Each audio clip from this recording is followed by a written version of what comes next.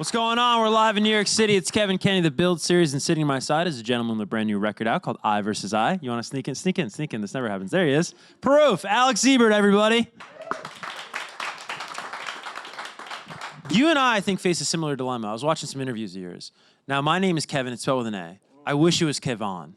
It would be so cool if I was Kevon. I'd sound more sophisticated. It would make excuses for some of the clothes I wear. You have gone through a similar thing where people give you Ebert. Yeah, I really like the Ebert. Ebert, growing up, Ebert always, it reminded me of like Qbert. It just sounded so dorky. Yeah. And, yeah. But then when I moved to New Orleans and people were like, oh, Ebert. And I was like, oh my God. Dude. Yes. Yeah, yeah. High class. Yeah, I'm trying to get people into it. Yeah. Yeah. A couple Alex interviews, Ebert. just start saying that's your name, and then you're off and running. Yeah. Let's actually talk really quick before we get into everything else with this Colbert appearance. Congratulations, by the way. It's a really cool performance, and we have a clip of it we're going to show you at home. We were talking in the back just about how a lot of times these late-night shows, it's limited space, it's limited creativity, limited time. You don't have a lot of options. This is one of the greatest TV performances I've ever seen, and I really mean that. I know it sounds probably hyperbolic, but this is so cool. Just walk me through the creative process behind this. Yeah, so I got the call to do Colbert right as I was making that video that we just watched for Fluid. And in that, I'm doing green screen. And there's nothing to stop you, like on the Weather Channel when you see green screen and they're showing you, you know, what weather's in fucking Fort Worth or whatever. That's live.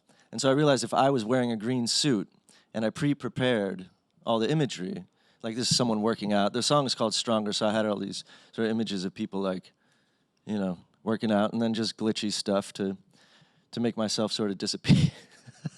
I mean, this shit is hilarious to me. It's so dope. It's like the future of public access. That's what this is. You know what I mean? It's like, to me, this is high art. Like, it doesn't get, you know, any better. This is so awesome, though. When you as a creative, like when you know you're going to do like a national TV show like Colbert, and a lot of people are going to be watching, how do you develop the idea? Do you watch? There you go. You just flex. Yeah, yeah. But how do you develop the idea? Like, do you watch other maybe artists you admire's TV appearances? Where do you go for your ideas? So for instance, this suit, like Stop Making Sense, David Byrne, you seen that? Like where he's got the giant suit? Yeah. So I knew that I wanted to be as large a target as possible so that the imagery would be as large as possible on my body. So I sort of bought an XL suit, had a seamstress sort of puff out. And yeah, I mean, you know, that David Byrne moment was definitely an influence, for instance. That's so cool. Yeah. I've been a fan of your music for a minute, and I was surprised at how much of your origin story I wasn't familiar with. Your dad was a therapist, but just not any therapist. He would actually act out roles for his clients of people. Poor dad. He's being put so on Front Street lately. Yeah, yeah. He would do a whole crazy. It's called psychodrama, and you'd be like, and he had his office upstairs, so. And he had it padded so you couldn't hear, but you could still hear like, and he'd be like, "What do you want to tell me? I'm your father. What do you want to tell me? What do you want to tell me? What do you?" And he'd like force these people to start screaming at him basically, and get out their emotions and be like, you know, and let it out, you know. So I'd be downstairs, I'd be a kid, and I'd be hearing these people screaming at my dad, but. I'll leave it at that. But basically, it's not the healthiest environment. Like, you know, if you're going to be yelled at all day. You know, you have to handle that. You know, it's like you got to have a round of therapists all treating each other for being therapists. Well, no. What struck me about the story was that if you think about it, he's putting himself in different roles in different people's shoes, so that his audience or his client rather can sort of let go of all their feelings, relinquish whatever they need to get out. Yeah. And isn't that music? I mean, isn't that songwriting? Isn't that what you do? Yeah. You're right. Yeah. Isn't that interesting? It is. It's what you try and do. I'd avoided, with Edward Sharpe, for instance, I'd avoided like the personally emotional. I was going for like the communally emotional, the campfire. What's the difference between those two? Well, like I wouldn't talk about like, oh, my heart's so broken, she left me. Like I wouldn't do that because I was above that. You know what I mean? I had transcended. But then I realized, of course, that I hadn't. And then I realized like, oh my God, it's been 10 years since I've even spoken like about the personally emotional in my life. And it almost I felt like, you know, it was a trepidatious moment. I was like, okay, here I go. I felt so emo. I felt like a teenage emo, whatever. Right. But I was like, well, it's real, and it's what I'm going through, and it happens to be the more courageous thing to move right now. So, would you actually tangibly try to not write I in lyrics and singular thoughts when you were working with that? in a way, Yeah. yeah. That's crazy. Yeah. I was your story. We're jumping around a little bit, but you bring up Edward Sharpe. You're cross paths with Chris Carrabba. You ever heard of Chris Carrabba? He was the lead singer of Dashboard Confessional. And, Oh, dope. And No, I just but feel I like there's so many parallels between his approach to Dashboard early on was that it was communal, and there was he was always the lead man, he was always the vocalist, but there was this revolving door of musicians where everybody and the fans were Dashboard, and that's kind of what you were doing with Edward Sharpe there for a minute. Yeah, I mean, we would have I remember it was this kid Nathaniel. Sorry. If you're watching, Nathaniel, it was his birthday, and he had a fiddle, and he got passed up to the front, and then he stayed on stage, and then he just rolled into he was just in the band for like, you know, a week. He just came with us, and stuff like that was sort of the philosophy. Sorry, I'm not even using the mic, but that was the philosophy of the band. Was like, you know what the philosophy of that band was? I'd forgotten what music was about. I was in a band called I'm a Robot, and we were on a major label, and I was writing songs to try and be hits, and I forgot like what the whole impetus for making music was in the first place. So I thought back to the last time when music was like ultimately pure for me. And it was when I was about 5 to 10 in elementary school.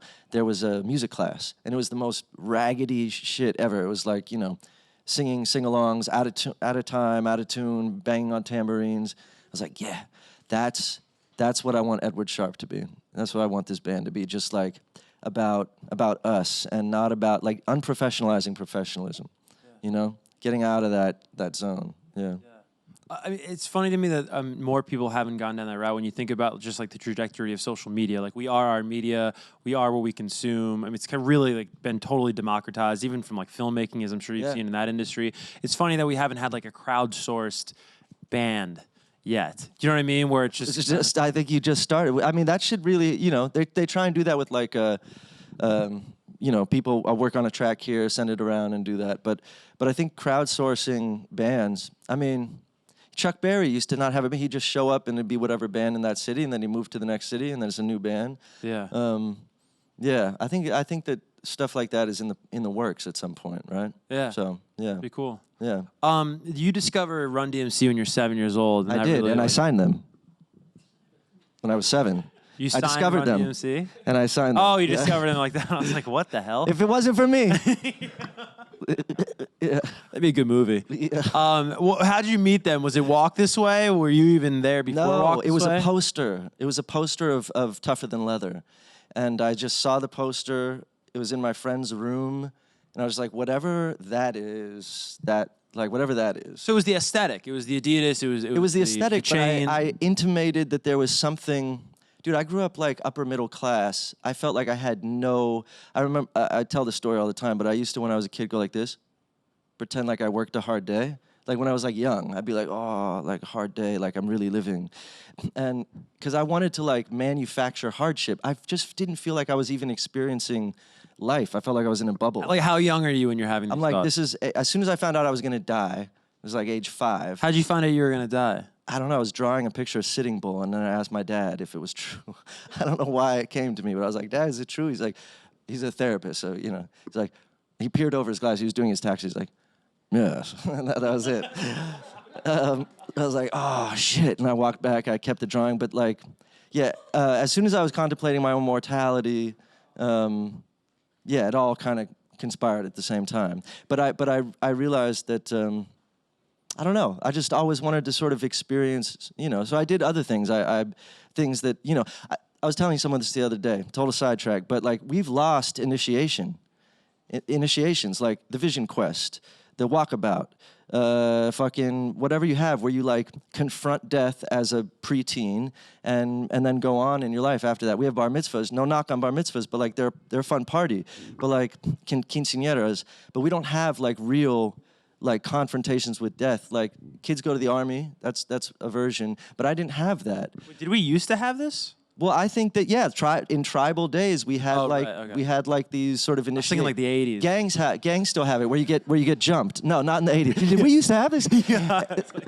But in the 80s, I mean, you get jumped into a gang. That's an initiation. Yeah, that's like a confrontation with death. So early life hardship. And also just a moment where you become initiated to life, i.e., you confront the whole death thing and heart, whatever that is. Anyway, bottom line, I just felt like I had to manufacture that for myself. Where the fuck? How did I start talking about? Well, Run DMC. Oh, Run DMC. And getting into hip Yeah, hop hip-hop. at 7. Yeah. And signing them. and signing Run DMC. Yeah. Speaking of which, Heath Ledger, once upon a time, Yeah. I heard recently, wanted to start a music label. I'd never heard this story. Yeah. And were you that guys the first band he wanted to sign? Yeah, yeah. He just really believed in you guys, and Yeah, man. Heath, man. He's the reason I bought the bus. Like after he died, he was like in my ear all the time. You know what I mean?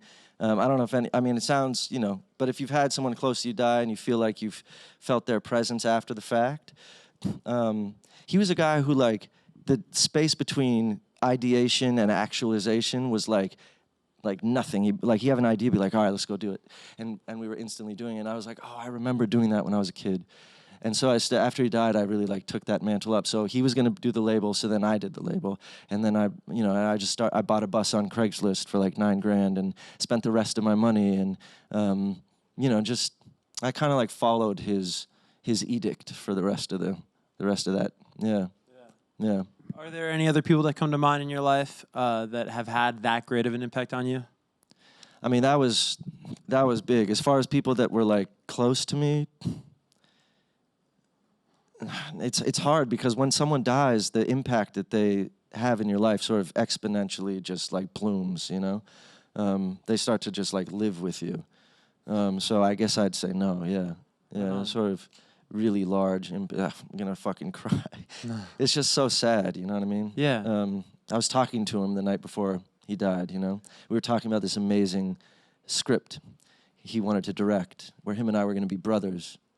And he's like, and it was a story I had about this guy, Edward Sharp, who can see everything as strings and then play everything and play the air, play the couch and play the clouds and turn them into a roof and whatever. Just a fantastic musical sort of thing. Yeah. And we're coming up with ideas like we're brothers, but you're deaf and I'm dumb and then one of us dies and he goes, and it's you. And he goes, and then I think he says, no, it was me. But then it was like I was never there. I was always with you, but I was a figment or whatever. And we had this conversation. Fucking next morning, you know, I couldn't believe it. It was just the most. And so I wrote that song "Brother," which is on the Edward Sharp album. That's why the song's called "Brother," because we were gonna be brothers. That's incredible. Yeah. Wow. You've always poured so much of yourself into your music, no matter what you called the project at the time. And what's cool about the new record, I versus I, is it seems like you've sort of sonically at least, incorporated maybe a little bit of everything into this final, piece of music. Would you say so? A little Iron Robot, a little Edward Sharp? Yeah. The stuff. What this sounds most like is the stuff that I did before I ever thought of who my audience would be. When I was still in my hip hop head, but I was like, okay, I'm not gonna rap. I'm gonna try weird melodic shit, and then just being inventive in a lab by myself, you know? And it's nice to get back to that. It's nice to explore music and score a movie or whatever, but, they always say that the main thing as an artist is like, what's your voice? Who are you? You know what I mean? Like, and from someone like me who's like, I just go through all these iterate, like Kevin, I don't know, you know what I mean? Like, depends on the day. It depends on the day, and that's been my story. But lingering in the back was always this, and for whatever reason, instead of thinking that all these variations of myself were my Achilles heel, that I wasn't a Bob Dylan or I wasn't a Paul Simon, where it just sound, where you have your, like, that's you all the time, consistent sort of brand thing. I suddenly decided that it wasn't an Achilles heel, it was my superpower, and to just embrace it. And then suddenly I didn't give a shit anymore, and so I just made what I wanted to, and that's what this is, yeah. Well, you talk about like your voice as an artist. Let's take it even deeper to a personal sense. How do you establish, or what are your thoughts on this idea of self? And whatever you are, right? And I ask that because this album really explores the complexities of the human condition and what it means to be human and all of the nuances and the spectrum that exists. I think it's that Walt Whitman quote, like, I contain multitudes, like we're we're multitudinous beings. We laugh, we cry, we have this, we have that, we change. I think that's the best part of us, is like that we grow throughout life. You know what I mean? That we don't actually stay constant. There's a kernel, there's some essence that does remain sort of like the same, but it's not necessarily being expressed outwardly, superficially the same all your life. You're going through, in some ways, a peeling of the onion, where you're becoming maybe more and more yourself as you go, ideally, right? So, I don't know. I think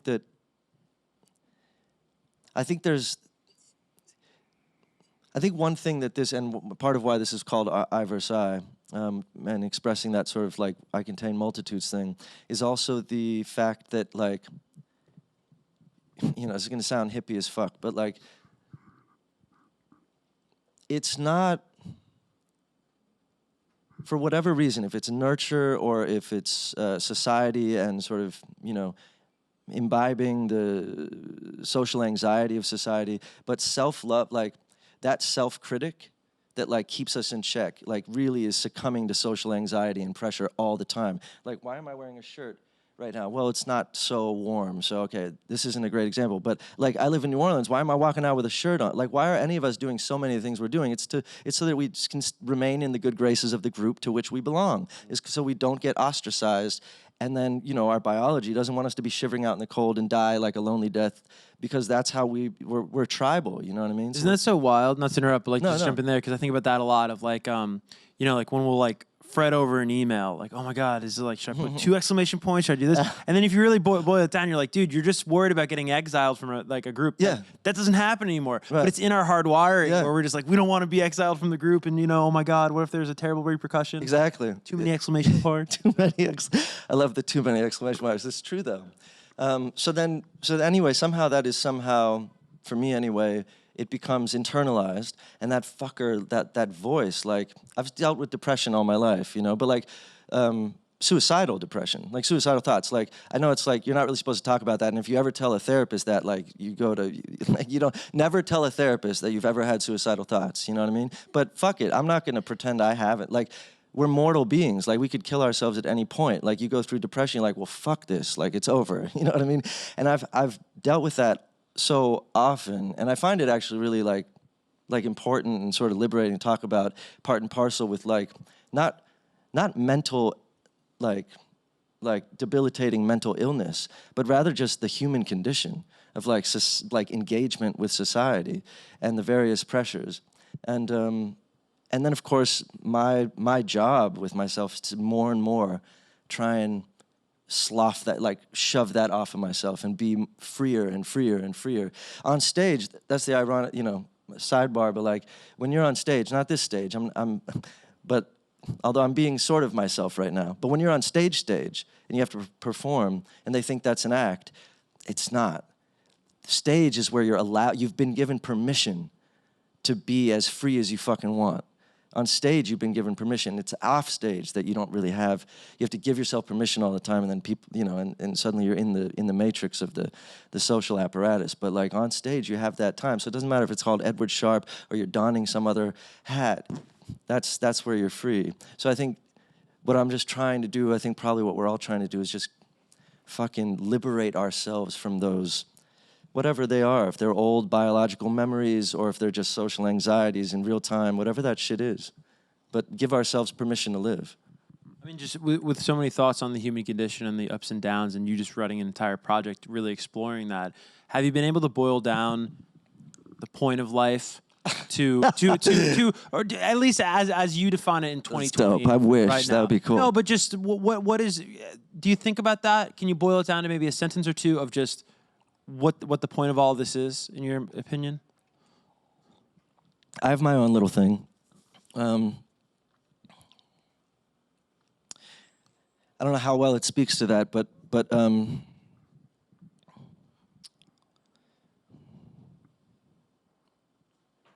to be willing, not to be willing.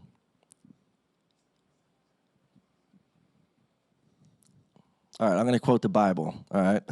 I'm not Christian, really, but I like Christ in theory. How do you get into the kingdom of heaven? Be like this child. That's a rough quote, but be like the children. Be pure. Be like a child. Now, what is a child like? Well, they're unrealistic. They have dreams, right? And I think that that's really important. Being realistic and like tapering your dreams to like to manage expectations. Well, why are people managing expectations? It's so that they don't experience the pain of failure. Mm-hmm. So if you can just be willing to experience the pain of failure, like we're all trying to save the globe from global warming right now, right? Or some of us, or we're all trying to do this. We may fail. So then I have friends will be like, well, then what's the point? If we're gonna fail, what's the point? The point is to try. The point is to dream. The point is to just have the courage to be willing to jump and leap. And shit, I don't know, that's it. Yeah. Hell yeah, round of applause for that. I get down to that. Let's kick it to Sean. We have names now. I used to have to be like, hey, there's somebody over there. But Sean, front row right here, he's got a question. Yeah. So what is one dream, like you were just saying, that you still look forward to like achieving soon? Something that you're like currently dreaming about? I think Sean and I have the same watch, by the way. Not that anyone cares. Twins. Crazy. Sorry, as you were. No. Shit, man. The only thing that's coming to mind right now is theoretical physics. I wish I could go back to school and become a theoretical physicist. And you know what I would like to do? I'd like to revisit the screenplay I was writing with Heath, because that it was basically accidentally based on string theory, and so via making that movie and getting myself sort of re-immersed in that, I really would like to carry on that project, because Heath was so excited about it. I was so excited about it. It's a musical, and yeah, I'd like to focus on that at some point. Yeah. Do you ever find whether it's, I don't know if it's like a geography-based thing or maybe it's like a time of year, but do you ever feel there's like moments in your life where Heath is more with you? Yeah, always around January 21. Yeah, yeah. Yeah. Right on. Yeah. Yeah. Interesting. Yeah, this is the night, right when he died. Yeah. Right. In LA, and even fucking in New Orleans this year again. That day, the day he died, it always rains somehow. Interesting. Yeah, it's cool. Is it a matter of you, of course, always know the date, or does it ever slip your mind and maybe you feel? No, it's like it's got this tone to it. Yeah. Yeah. I don't know how to describe it. Yeah. Right on. Let's get to the final question here. Can you come from over here? What's your name? Morelli. Who would you like to collaborate with? Oh, wow. God damn it, everyone I'm thinking of is dead. Well, I'm going through like David Bowie, Jacques Brel, Nina Simone.